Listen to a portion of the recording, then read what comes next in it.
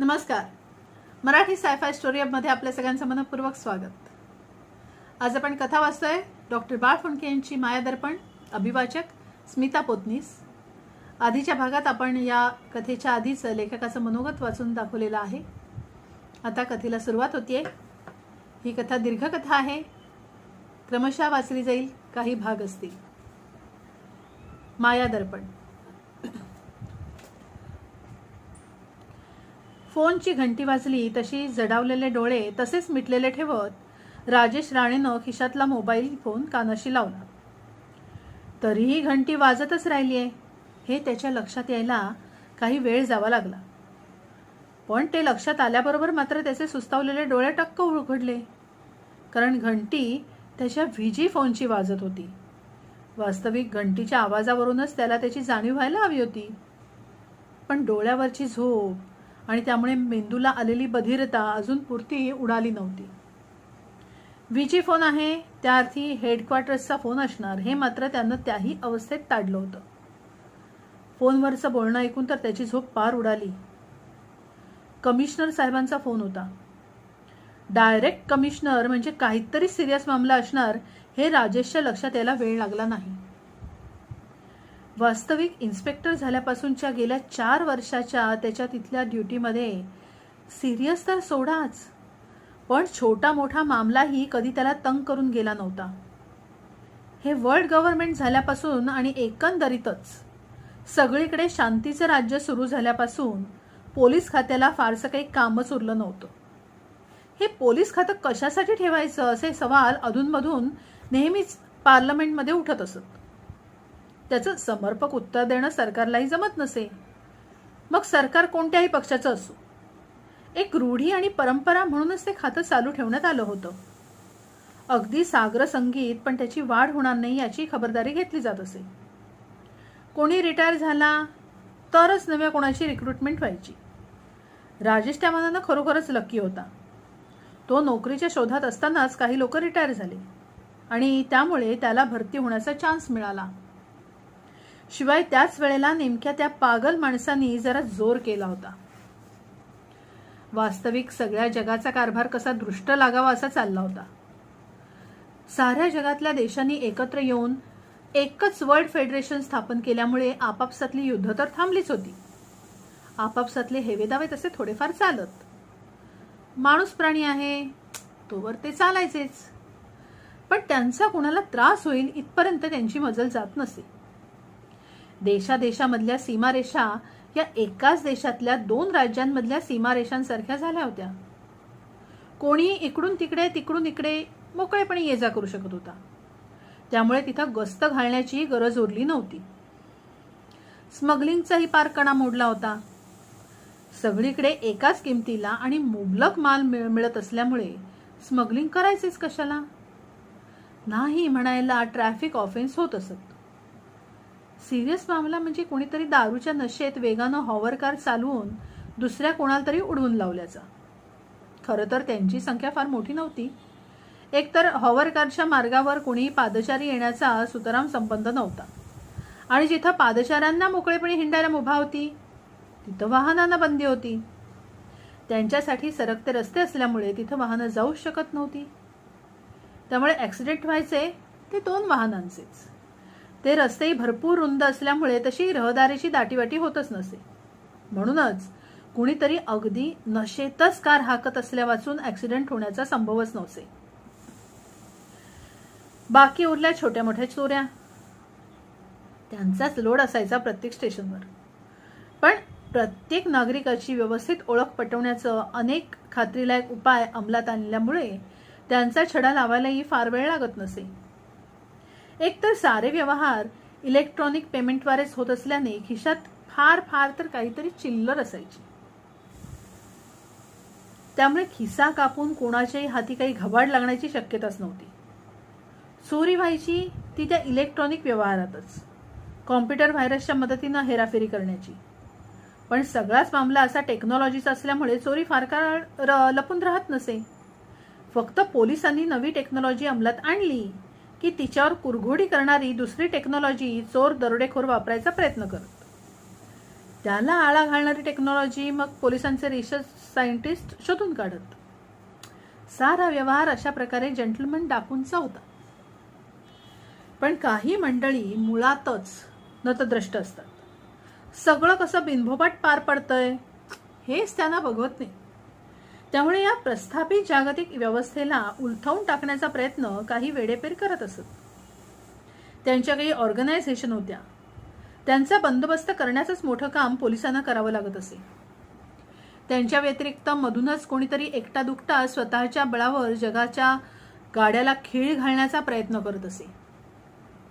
त्याचा उपद्रवच पोलिसांना जास्त जिकिरीचा वाटत असे. कारण त्यांच्या कारवायांची व्याप्ती फारशी नसे, पण सतत काही ना कुठं ना कुठं त्रास होत असे. अंगावरच्या कपड्यात शिरलेला एखादाच ढेकून जसा हाती लागेपर्यंत सळो की पळो करून सोडतो, तशातलीच या माथे फिरूंची गत असे. तरीही त्यांचा तसा फारसा त्रास नव्हता. त्यामुळेच ड्युटीवर आल्यानंतर झोपा काढण्या वाचून राजेश सारख्या इन्स्पेक्टरना फारसं कामच नसे. त्यामुळेच आत्ता थेट कमिशनरांचा फोन म्हटल्यावर मामला गंभीर असणार हे न कळण्या इतका राजेश बुद्धू नव्हता.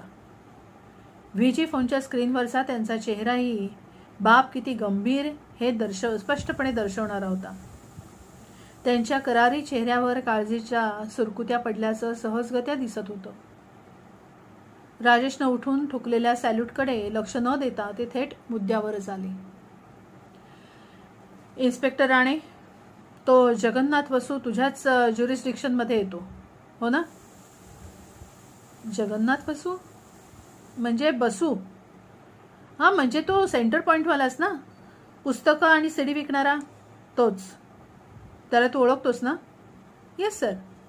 पण म्हणजे त्याची माझी भेट नाही झालेली कधी, ऐकून माहिती आहे. तो आजपर्यंत कधी कोणत्याही लफड्यात पडलेला नाही तो, त्यामुळे माझी त्याची भेट होण्याचा प्रश्नच आला नव्हता. ते ठीक आहे, तर तो मेल्याची बातमी आली आहे, म्हणजे त्याचा खूनच झालाय, तेव्हा तिथं जाऊन व्यवस्थित चौकशी करा. खून सर? पण खूनच कशावरून? पण राजेशच्या या प्रश्नाचं उत्तर द्यायला कमिशनर तिथे थांबलेच नव्हते. चौकशीची ऑर्डर दिल्याबरोबर त्यांनी फोन बंद केला होता. राजेशचा प्रश्न समोरच्या ब्लँक स्क्रीनलाच विचारला गेला होता. घाईघाईनं आपला युनिफॉर्म नीट नेटका करत आणि डोक्यावर कॅप चढवत राजेश तिथून बाहेर पडला. पण त्याच्या डोक्यात मात्र प्रश्नांचं मोहोळ उठलं होतं. खून? आपल्या या सेक्टरमध्ये आजवर कधी मोठी चोरी, दरोडा, घरफोडी, मारामारी झालेली नव्हती, आणि आता थेट खून? कसा असेल? काहीतरी अपघाताचा किंवा फार फार तर आत्महत्येचा प्रयत्न असेल. ज्यांनी कोणी त्या जगण्याला पाहिला त्याला धक्का बसल्यामुळे त्यानं काहीतरी भलतं सलतं कळवलं असणार. नाहीतर गेल्या कित्येक वर्षांमध्ये त्याच्यात सोडा, पण इतरही कोणत्या सेक्टरमध्ये खुनाच्या गुन्ह्याची नोंद झाल्याचं त्याला तरी माहीत नव्हतं. पण आता थेट कमिशनरांनीच ऑर्डर दिली आहे, तर जाणं भागच होतं. घाईही करणं भाग होतं, कारण आजकाल जगात मृतदेह फार काळ ठेवता येत नसे. हवेचं प्रदूषण आता जरी आटोक्यात आणलं गेलं असलं तरी मध्यंतरीच्या काळात या प्रदूषित वातावरणात उदयाला आलेल्या काही सूक्ष्मजीवांनी, बॅक्टेरियांनी चांगलाच तग धरला होता. जिवंत व्यक्तीला त्यांचा त्रास होत नसे, पण मृतदेहाचा फडशा पाडायला मात्र ते उत्सुक असत. परस्पर अशी कलेवरांची विल्हेवाट लागत असल्यामुळे त्या बॅक्टेरियांना आळा घालण्याचे फारसे प्रयत्नही होताना दिसत नसत. त्यामुळे अशी एखाद्या खुनाची किंवा बेवारशी प्रेताची बातमी मिळाली की सफाई कामगार तिथं ताबडतोब हजर होत आणि ते प्रेत जवळच्या दहनगृहात नेत. दफन करायला फारशी जागाच उरलेली नसल्यानं आणि दहन करणं हे अतिशय हायजिनिक असल्याचं सिद्ध झाल्यापासून सारी प्रेतं दहन करण्याचाच कायदा झाला होता. राजेशला तिथं पोचायला फारसा वेळ लागलाच नाही. गाडी पार्क करून तो धावतच सेंटर पॉइंटच्या इमारतीत शिरला. दरवाजातच त्याची डॉक्टर साळुंकेंशी भेट झाली. डॉक्टर साळुंके पोलीस सर्जन होते. कोणाचाही असा अनैसर्गिक अवस्थेत मृत्यू झाला की त्याची खबर त्यांना दिलीच जात असे. मग तिथं जाऊन ते प्रेत हलवण्यापूर्वी त्याची तपासणी करण्याचं त्यांचं काम होतं. पूर्वीसारखं प्रेत उत्तर तपासणीसाठी उत्तरीय तपासणीसाठी डॉक्टरांकडे पाठवण्याचं केव्हाच बंद झालं होतं. तेवढा वेळ तो मृतदेह टिकणंच शक्य नव्हतं. त्या जीवाणूंचा असा काही जोरदार हमला होई की हाडं सुद्धा शिल्लक राहत नसत. शिवाय त्या पाठोपाठ येणाऱ्या दुर्गंधीनं जीव नकोसा होई. त्या जीवाणूंनी बाहेर टाकलेल्या वायूंमुळे ती दुर्गंधी येते. तिचा तसा जिवंत व्यक्तीला इतर कोणताही त्रास होत नाही हे माहिती असूनही अशा वेळी त्या दुर्गंधीपासून दूर राहण्याचाच मार्ग सर्वजण पत्करत. तुलाही खबर मिळाली तर, त्याला पाहताच डॉक्टर म्हणाले. आणि मग आपल्या खांद्यावरून पाठच्या दिशेनं आपला उजवा अंगठा उडवत ते म्हणाले, पाठच्या दारातून बाहेर नेतायत ती बॉडी. तुला बघायची असेल तर माझ्याशी बोलण्यातही वेळ घालवू नकोस. माझा तपास पूर्ण. पण ते काय सांगतात ते ऐकायला राजेश इथं थांबलाच नाही. धावत पळतच तो आत गेला. 2 सफाई कामगार स्ट्रेचरवर घालून जगन्नाथचा मुर्दा बाहेर घेऊन चालले होते. राजेशला पाहताच ते थबकले. आपली ती बॉडी बघायची आहे हे त्यांना राजेशला सांगावंही लागलं नाही. त्यांनी ते ओळखलंच होतं. स्ट्रेचर जमिनीवर ठेवत त्यांच्यापैकीच एकानं वरची पांढरी चादर बाजूला केली. खरं तर राजेशची नजर आतापर्यंत मरायला हवी होती, पण तो पोलिसात जॉईन झाल्यापासून खुनाची ही पहिलीच केस होती. इतरही बॉडी तशा त्यानं आजवर पाहिलेल्या नव्हत्या, आणि पाहिल्या असत्या तरी जगन्नाथ वसूची बॉडी पाहून त्याला भडभडूनच आलं असतं. इतकी दुर्दशा झालेली बॉडी कधी बघावी लागेल असा विचार स्वप्नातही त्याच्या मनात आला नव्हता. बाकी त्यामुळे जगन्नाथ वसूचा मृत्यू म्हणजे खूनच होता याविषयी काही शंका उरली नव्हती. हा खून नसून एक अपघात असू दे अशी प्रार्थना तो कमिशनरचा फोन आल्यापासून करत होता, पण तिला यश मिळालं नव्हतं. अपघातानं बॉडीची अशी अवस्था होत नाही. शिवाय मृत्यूचं कारणही स्पष्ट झालं होतं. ती बॉडी जगन्नाथ वसूचीच याविषयी काही संदेह राहिला नव्हता. कोणीतरी चांगली भली भक्कम तलवार किंवा कुऱ्हाड घेऊन जगन्नाथचं डोकं पार मानेपर्यंत चिरलं उभं अगदी. त्याच्या डोक्याचे 2 भाग असं एकमेकांशी व्ही अशा अक्षरासारखे कोन करून राहिले होते. तीव्र द्वेष असल्याशिवाय असं कृत्य करायला कुणी धजावलं नसतं. खुनाचा शोध घेताना त्याचा मोटिव्ह शोधायचा असतो. त्या मोटिव्हची दिशाच ती बॉडी दाखवत होती. शिवाय एका घावात डोक्याच्या अशा चिरफळ्या करायच्या म्हणजे घाव घालणारा तसाच तगडा असायला हवा होता. खुन्याची ओळख पटवण्याच्या कामी त्या माहितीचा उपयोग झाला पाहिजे असता. राजेशनं मनातल्या मनात ती नोंद करून ठेवली. त्याला अधिक बारकाईनं त्या बॉडीकडे बघायचं होतं, पण ते सफाई कामगार घाई करायला लागले होते. निघू दे आता आम्हाला साहेब, 1 घंटा होऊन गेला हा मुर्दा सापडलेला. राजेशच्या नागपुड्यांनाही आता त्या वेळेची जाणीव व्हायला लागली होती. येणाऱ्या दुर्गंधीनं त्याही मुरडू लागल्या होत्या. घाईघाईनं ती चादर परत त्या चिरलेल्या डोक्यावरून अंतरत त्यानं त्या सफाई कामगारांना जाण्याची अनुमती दिली. ते दोघे बाहेर जाताच राजेशनं आपला मोर्चा परत दुकानाकडे वळवला. सगळीकडे उंच उंच शेल्फ्स होती. त्यावर प्लास्टिकच्या आवरणात गुंडाळलेली पुस्तकं शिस्तीत लावून ठेवलेली होती. वेगवेगळ्या विषयांरूप त्यांची विभागणी केलेली होती. शेल्फच्या डोक्यावरच्या पट्टीवर त्या विषयांची नावं लिहिलेल्या चिठ्ठ्या चिकटवलेल्या होत्या. एका बाजूच्या शेल्फवर सीडीही अतिशय व्यवस्थित रचून ठेवलेल्या होत्या.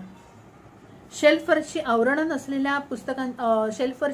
नसलेल्या पुस्तकांच्या प्रती काढून त्या वाचण्यासाठी ठिकठिकाणी आरामखुर्च्या ठेवलेल्या होत्या. त्या खुर्च्यांजवळ पेडेस्टल लॅम्प्स होते. ज्यांना त्याच प्रकारे सीडी बघायच्या होत्या त्यांच्यासाठी कॉम्प्युटर टर्मिनल्स असलेली छोटी छोटी केबिन्स होती. ती कशी वापरायची याविषयीच्या सूचना लिहिलेली कार्ड्स तिथे टांगलेली होती.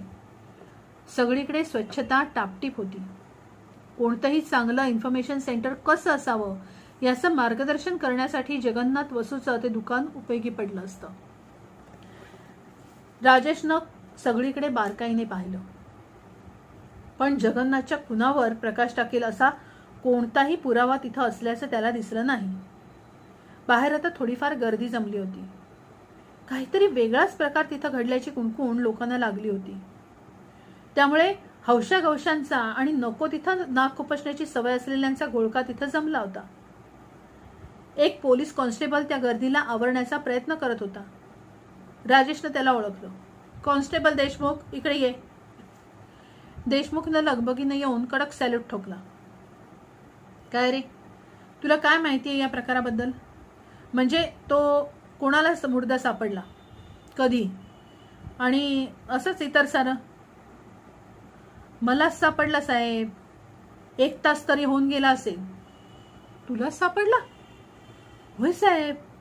म्हणजे मी आपला रस्त्यावरून गस्त घालत जात होतो, तर मला ठो ठो असा आवाज ऐकू आला. ठो ठो असा आवाज म्हणजे स्फोट होऊन उडणाऱ्या पिस्तुलाच्या गोळीचा? होय साहेब. मलाही आश्चर्य वाटलं, म्हणून मी धावत धावत आत आलो, तर तिथं ते पडलेले. मी पोचेपर्यंत प्राण गेला होता.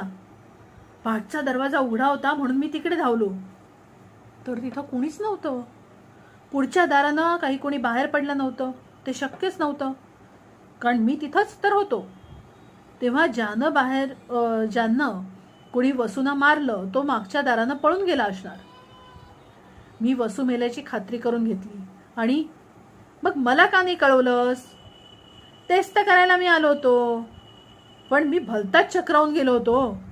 त्यामुळे घाईघाईत नंबर फिरवला तो कमिशनर साहेबांचाच फोन लागला. मग मला त्यांना ते सर्व सांगावंच लागलं. त्यांनीच तो ऑर्डर दिली की मी तिथंच पहारा देत थांबायचं, मुळीच हलायचं नाही. ते स्वतःच सफाई खात्याला, डॉक्टरांना आणि तुम्हाला फोन करणार होते. तसा कमिशनरांनी केलाही होता, पण सफाई खात्याला आणि डॉक्टरांना कळवल्यानंतर, कारण तो तिथे पोचण्यापूर्वीच इतरांनी आपापली कामं केली होती. पण तो विचार राजेशनं बाजूला सारला, कारण तेवढ्यात त्याला देशमुखच्या सांगण्यातली एक चमत्कारिक बाब ध्यानात आली होती. देशमुख, तू पिस्तुलातून झाडलेल्या गोळीचा आवाज ऐकलास असं म्हणालास. होय साहेब. कसं शक्य आहे? अशा स्फोट करून उडणाऱ्या शस्त्रांवर ती कधीच बंदी घातली गेली आहे. मग? होय ना साहेब, म्हणून तर आश्चर्य वाटून मी धावत धावत आत आलो. पण तो आवाज ऐकला त्याबद्दल मला मुळीच शंका नाही. शिवाय मुर्दा पाहिल्यावर तर खात्रीच पटली. छातीवर डाव्या बाजूला, म्हणजे हृदय असतं ना, बरोबर त्याच्यावर चांगलं एवढं $च्या नाण्या इतकं छिद्र पडलेलं होतं. गोळी आर पार गेली असणार म्हणून मी शोधलंही, पण ती कुठं मिळाली नाही. आता डॉक्टरांना मुर्द्यातच सापडली असेल तर काय माहीत नाही बा. राजेशचा आता गोंधळ उडाला होता. त्याला काही ते छिद्र दिसलं नव्हतं, पण डोकं असं चिरलेले पाहिल्यावर इतर काही पाहण्याचा विचारही त्याच्या मनात आला नव्हता. त्यामुळे कदाचित ते त्याच्या नजरेआड झालं असावं. तरीही ते छिद्र केवढं मोठं होतं हे स्पष्ट करून सांगणाऱ्या देशमुखनं डोकं चिरल्याबद्दल काहीच सांगितलं नव्हतं. पण देशमुख, त्या छातीवरच्या छिद्राव्यतिरिक्त इतर काही जखम झाल्याचं तू पाहिलं होतंस? नाही बा. पण त्या गोळीनं जीव घेतल्यावर इतर काही करायची गरजच काय म्हणतो मी. तेही खरंच आहे. सगळाच मामला विचित्र होता. देशमुखनं डोक्याची ती अवस्था पाहिली नाही, म्हणजे मग डॉक्टरांनी आपली तपासणी करताना तर ते डोकं असं चिरलं नव्हतं. पण तसं काही करायची गरजच नव्हती ना. छाती चिरली असती, पोट चिरलं असतं तर समजण्यासारखं होतं. डोकं कशाला चिरायचं? आत अडकून पडलेली ती गोळी काढायची होती म्हणावं तर देशमुख म्हणतो त्याप्रमाणे ती छातीच्या आतच, फार फार तर मानेत अडकून पडली असेल. ती काढण्यासाठी असं डोकं उभं चिरायची आवश्यकताच काय होती? तरीही डॉक्टरांना त्यासंबंधी विचारल्यानंतरच खरा प्रकार काय ते समजेल. देशमुख, तू असं कर, तू शेजारच्या दुकानात जाऊन तिथला व्हिजिफोन वापर. मला हा वापरायचा आहे. तू आपल्या स्टेशनला फोन करून आणखी काही जणांना बोलावून घे आणि मग इथला सगळा कानाकोपरा पिंजून काढा. आजूबाजूच्या सर्वांकडे चौकशी करा. चौकशी म्हणजे साहेब, कुणी कुणाला इथून पळून जाताना पाहिलं का हेच ना? ते तर आहेच. शिवाय त्या जगन्नाथ वसूबद्दलही आणखी माहिती मिळवा. आणि त्याचा आणखी कोण कोण आहे, त्याची वागणूक कशी होती, त्याचे इतरांशी संबंध कसे होते, त्याची कोणाशी दुश्मनी वगैरे तर काही नव्हती ना. त्याला कोणी मारलं असावं, त्याला मारण्यानं कोणाचा फायदा होण्याचा संभव आहे, असं वगैरे वगैरे काय ते चौकशी करा हो. आणि ही चौकशी करायची हे मी सांगायला पाहिजे का आता तुम्हाला? त्याबरोबर जीभ हातभर लांब बाहेर काढत देशमुख तिथून पळाला. राजेशनं ताबडतोब डॉक्टरांना फोन लावला. स्क्रीनवर त्यांचा चेहरा दिसताच उगीच इतर काही बोलण्यात वेळ घालवण्याऐवजी राजेशनं सरळच विचारलं, मग काय रिपोर्ट आहे तुमचा डॉक्टर? अरे रिपोर्ट काय असायचा आहे, तू सुद्धा सांगू शकशील. एवढ्या उघडपणे शरीरावर सगळं दिसत असताना वास्तविक इतर तपासाची गरजच नव्हती. पण उद्या कोणी काही खुसपट काढू नये म्हणून तो करायचा. म्हणजे कशानं मृत्यू आला असं म्हणायचंय तुम्हाला? म्हणजे तुला बॉडी बघायला मिळालीच नाही की काय? कारण तिची अवस्था बघितल्यानंतर तुम्हाला असं विचारलंच नसतंस. सरळ आहे. लेझर गनचा वापर केला गेला होता. सगळा उजवा खांदा आतल्या हाडापर्यंत राख होऊन गेला होता. पण खरं तर तेवढ्यानं काही मरण ओढवलं नसतं, निदान ताबडतोब तरी नक्कीच नाही. त्यामुळे मृत्यू आला तो शॉकनेच. अगदी उघड आहे सारं. बाकी ती लेझर गन त्या मारेकऱ्याच्या हाती कशी लागली हा प्रश्नच आहे. त्याच्यावरही केव्हाच बंदी घातली गेली आहे. पण तू ते शोधून काढशीलच. मनात उडालेला गोंधळ डॉक्टर कमी करतील असं वाटत असताना त्यांनी तर तो आणखीनच वाढवून ठेवला होता. पण डॉक्टर म्हणतात तसा जर लेझर गनने डावा खांदा भाजून काढला असता तर ते त्याला दिसलंच असतं. देशमुखनं सांगितलेलं गोळीनं पडलेलं छिद्र एक वेळ नजरेतून सुटणं शक्य होतं. पण डोकं कितीही चिरलेलं असलं तरी उजव्या खांद्याची झालेली दशा कोणत्याही परिस्थितीत नजरेआड होणं अशक्यच नव्हतं ना. डॉक्टर तर इतक्या ठामपणे सांगतायत, तर मग आपल्याला ते दिसलं कसं नाही? म्हणजे मग देशमुख तरी खोटं बोलतोय किंवा डॉक्टर तरी?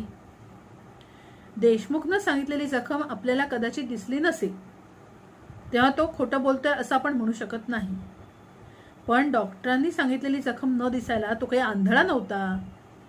मग डॉक्टर खोटं सांगतायत? पण त्यांनी तरी तसं का करावं? आपल्याला असा खोटा रिपोर्ट देण्याचं त्यांना काय कारण असावं?